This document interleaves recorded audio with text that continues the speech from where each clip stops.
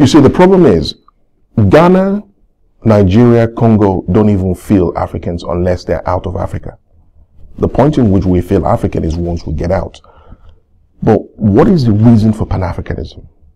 Pan-Africanism cannot exist in isolation. It cannot exist just as a concept, just the same way, because the divisions between us are as deep as the divisions between intra-country issues. But I think what you're beginning to see now is the Pan-Africanism on a level that is creating a reason for Africans to be united. The reason for us to be united was because of the color of our skin before. Because we're black, we should be united. And then you and I can tell that, look, after looking at your skin for a while, you're thinking, listen, this is really not a big deal. You know, if I have a problem with you, I really have a problem with you. But Pan-Africanism, I think, was devoid of the rationale, the economic reason for us to do business together. Because Africa is all about business. Everything we've done in Africa since the beginning of time has been about business. You know, and we're now looking into Africa, those who, the Kwame Nkrumahs, the Lumumbas, and the Mandelas fought a battle. But if you look closely at what those like Thomas Sankara and Patrice Lumumba specifically were saying, they were saying, don't wear a Levi's shirt for the sake of wearing a Levi's shirt. Think about how you can make the Levi's shirt and sell it to other people. So, Pan-Africanism plus economic growth, or a reason for Pan-Africanism to exist, emboldens Pan-Africanism to enshrine it in our DNA. The typical example you've given there is the Aliko Dangote. The Dangotes I knew, going back 20 years ago now, was just a cement guy in Nigeria. Dangote today is now looking at the fact that, look, I'm not only big in Nigeria, I can make this spread worldwide. The concept of why Africa has been discriminated against since the beginning of time.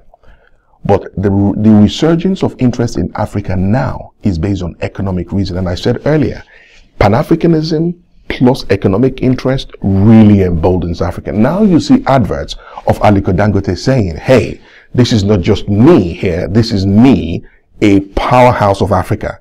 And guess who my neighbors are? Ethiopia, South Africa. And he's moving. And everybody's now beginning to feel, oh, this is good. Same thing in music. Afrobeat, I saw Wizkid in the Congo. And I've forgotten the other chap's name.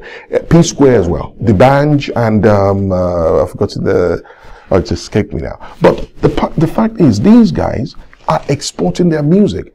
The people who are buying that music are predominantly Africans. The power, the economic power of the African diaspora has boosted this guy significantly. You go to concerts now in which you will not believe. And a typical example is look at P-Square's download rate on YouTube. It's incredible. It's not just Nigeria. It's not just Nigeria. Fuse ODG also said, look, I'm from Ghana, don't leave me out. And he now makes his music that in Europe is selling millions.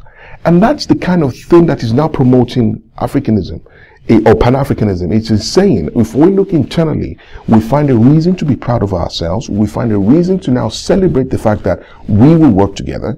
I never listened to Ghanaian music until I listened to Fuse ODG. And now all of a sudden, I'm really a big fan of Fuse ODG. And then the collaboration between Wizkid and the African, I think double T or double something, now shows that they are now expanding. Because, again, you're relating Pan-Africanism not just as a theoretical concept into economic growth. Well, you actually, I don't know if it was a slip of the tongue that you said there. You were going to say Pan-Africanism, then you said Africanism. Pan-African, yeah. Yeah, but do you think Africanism should be a concept on its own rather than Pan-Africanism, you know? I think the distinction is theoretical. It's a very scholarly argument in which you look at Africanism and you look at Pan-Africanism.